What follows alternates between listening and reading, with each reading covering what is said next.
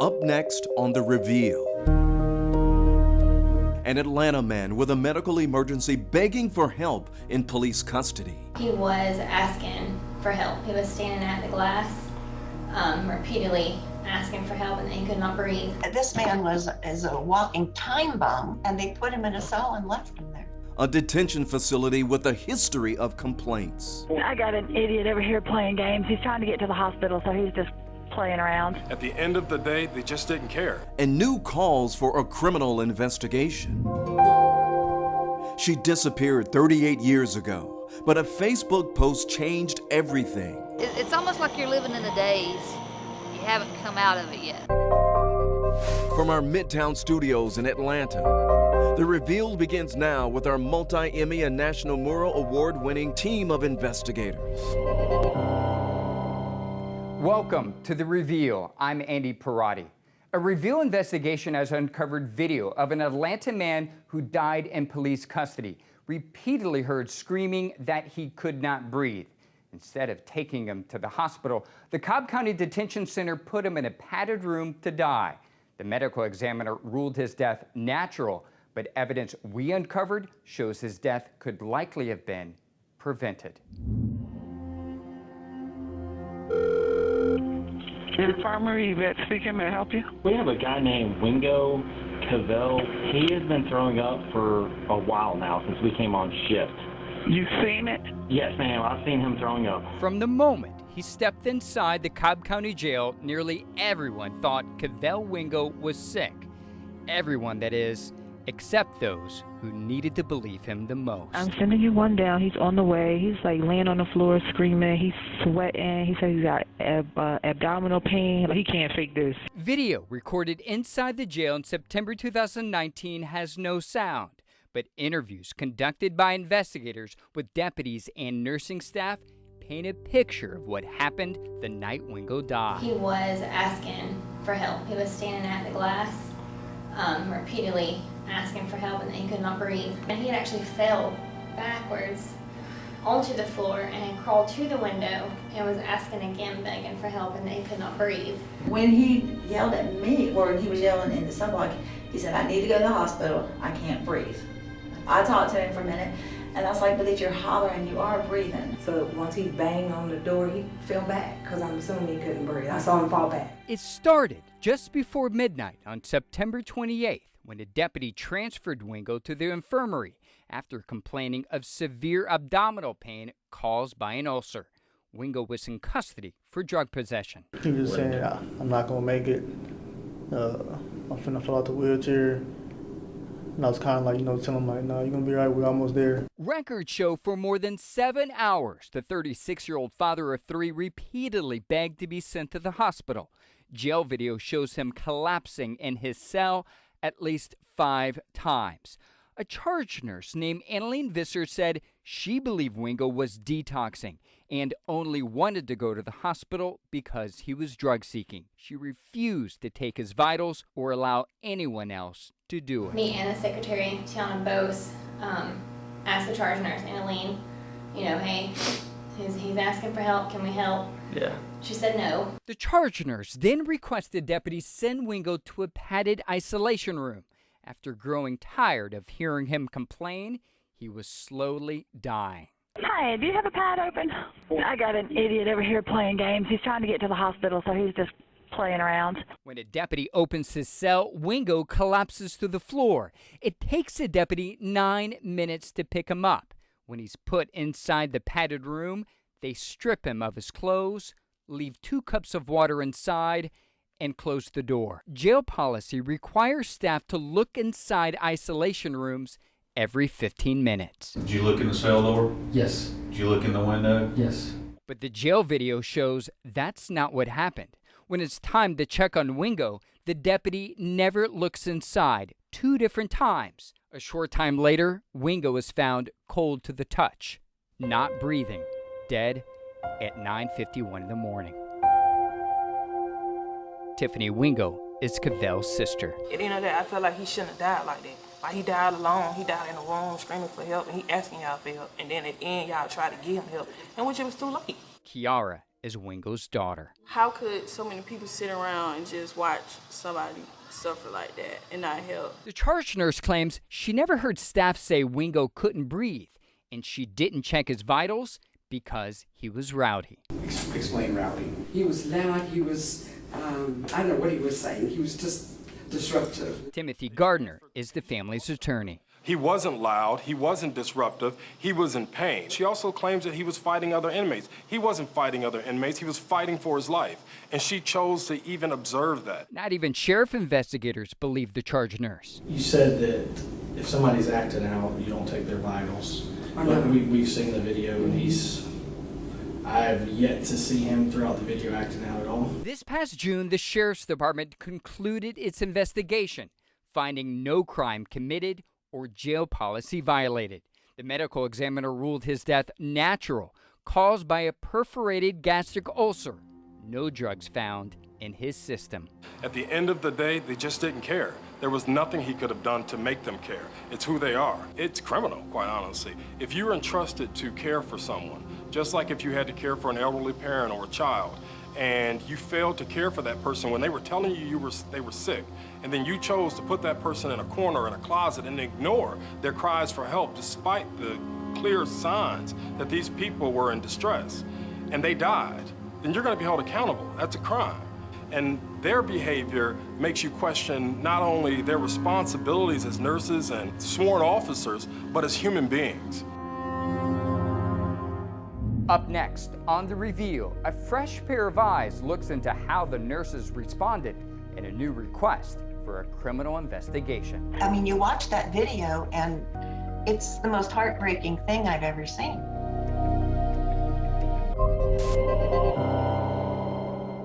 Welcome back. A civil rights organization is calling for a criminal investigation into Cavell Wingo's death in response to a Reveal investigation. But first, we asked an expert to look into the medical response that failed him.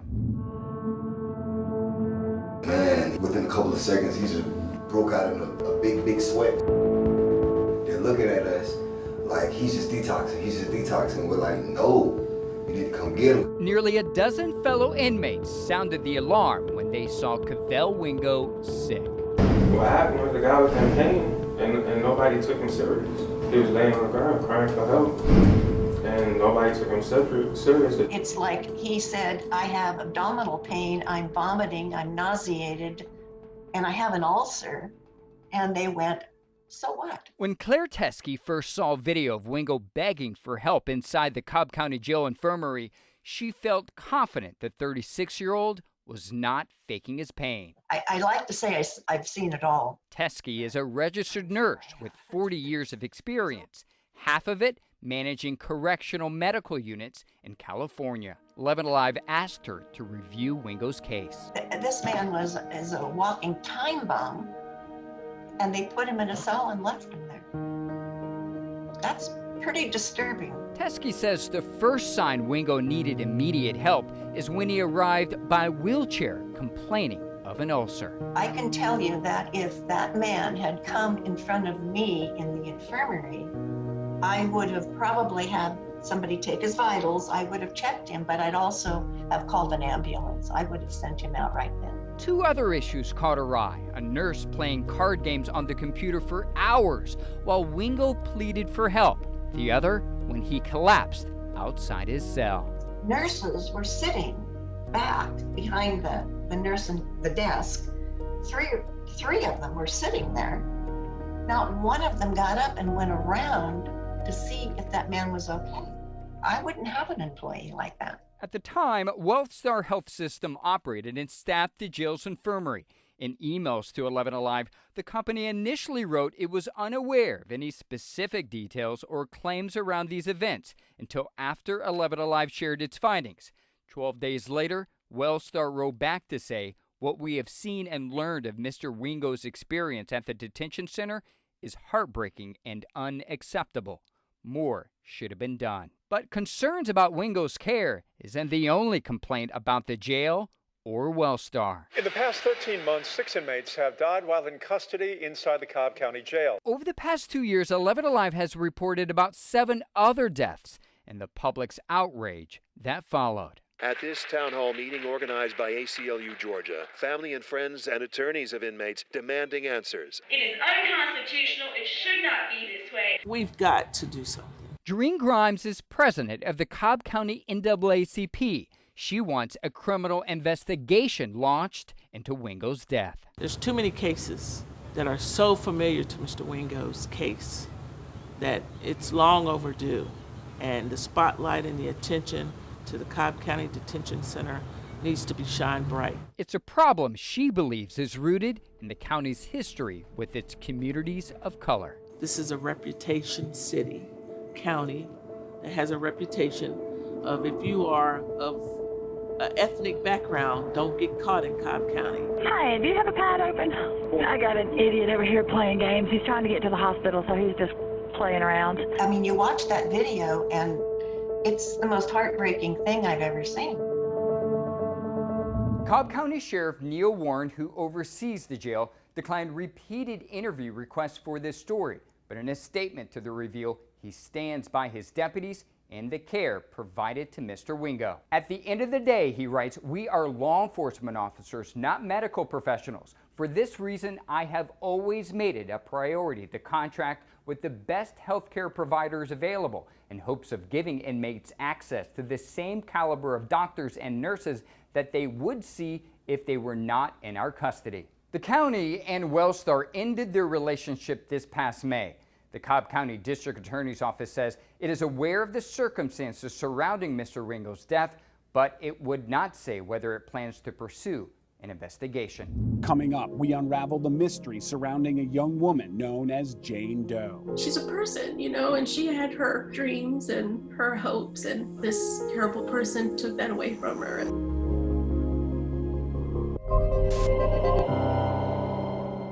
Welcome back to The Reveal. I'm Chief Investigator Brendan Keith. Nearly 40 years ago, a Georgia woman went missing, a mystery that's haunted her family for decades, until finally there was a tragic resolution. But thanks to the help of a stranger, they were able to bring her home. Here's Matt Pearl. We are told there is closure, that loss and grief ultimately lead to acceptance. But closure can be complicated. In this story, it has built for decades for a family waiting for its angel to come home. It's almost like you're living in the days. You haven't come out of it yet. She had distinctive eyes. Cheryl Hammock grew up in Thomaston, Georgia. This one? Her sisters, Lynn and Johnny, and her mother, Kathleen, speak of a family that dressed alike and a wild child who led the way. She had this crazy dance. She danced and shook everything from head to toe. These are the last ones we have of her. The fall of 1981 brought to town a touring fair. 18-year-old Cheryl decided to join it, to earn some money, to see the country. My last memory of her was just with her little brown paper sack walking down the road, going to meet her friends to go to the fair, to leave. That was it. 3 weeks later, Cheryl stopped calling. 4 weeks later, her family received a package with her belongings. No word, not for days, weeks, months, years. Their cases resembled hers. I would call in, and those leads would never go anywhere. It was easier thinking that she was dead rather than homeless somewhere, starving, being captured by someone, and not being able to go free. It was the easiest way of getting through life. Cheryl's family lived in limbo for 37 years. And then, a post from a woman they'd never met. That's one of my main interests, is the John and Jane Doe cases. Kelly Sage lives in Wyoming, but she grew up in Quitman, Georgia. A few years back, she visited the grave of a well-known Jane Doe. Somebody had etched her likeness in her gravestone. In Quitman, the story is lore. A body found near a highway, stabbed and strangled. The body went unclaimed and was buried with the words, "Known only to God." I was like, you know, you deserve better than that. You're a person. So, sorry. So, she's a person, you know, and she had her dreams and her hopes, and, you know, this terrible person took that away from her. My sister's height, she had her hazel eyes, she had the same hair color, she had the same scarring on her knee. We never gave up hope. We know the identity now? The GBI announced its discovery in January. We had some good times. Now it's July, And y'all have smiles on your face. and Cheryl is almost home. I might sleep one night, good night, then there'd be 3 or 4 nights I won't sleep none. Thinking about it. I have a little boy that looks just like, just reality. It's finally here, and I don't know that we're prepared. One more day, one more time. 2 weeks later, the child known only to God returns to those who knew her best. I don't know if anybody here really understands how something so brutal and awful can happen to someone. Thank you for not giving up hope and being relentless. Today, Cheryl Hammock sits in an unfinished plot in Thomaston. A family's angel, at last, coming home. Does it feel like there's closure now? Not really. It still hasn't quite sunk in. It took almost 40 years to get here. I don't know how many it'll take to get past this. For more on these investigations or to submit a tip to the Reveal team, text REVEAL to 404-873-9114 or email us at thereveal@11alive.com. Despite the science, the decision on whether wearing a mask should be mandated remains a hot-button issue, especially here in Georgia. But to many, wearing a mask isn't about politics. It's a matter of life or death. You hear about pandemics in history textbooks. You don't expect to live through one, or unfortunately, in my father's case, not live through one. My name is Christina Papade Gomez. I live in Port Chester, New York. My dad was a total jokester. He was the kind of dad that would go to every sports game, even though he knew you would be sitting on the bench. He was just such a great guy. There's no other way to put it. Such a great guy.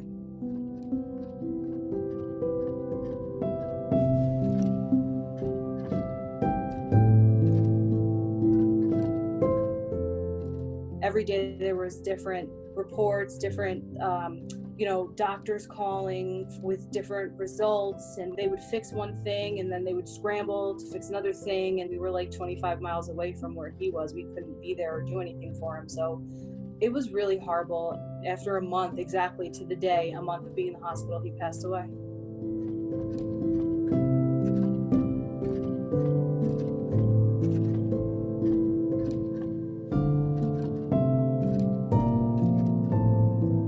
Were just part of the merchandise that this person was selling. It had nothing to do with COVID.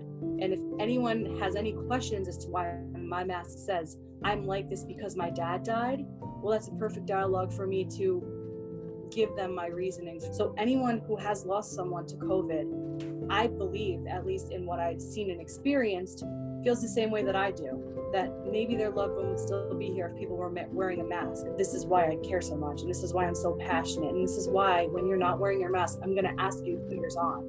Anything that I can do to stop the spread, to flatten the curve, to allow someone's father to walk them down the aisle or someone's grandfather to be there for their kid's baseball game, I'll do it. Thanks for watching The Reveal, the nation's only local investigative show. We'll see you next week.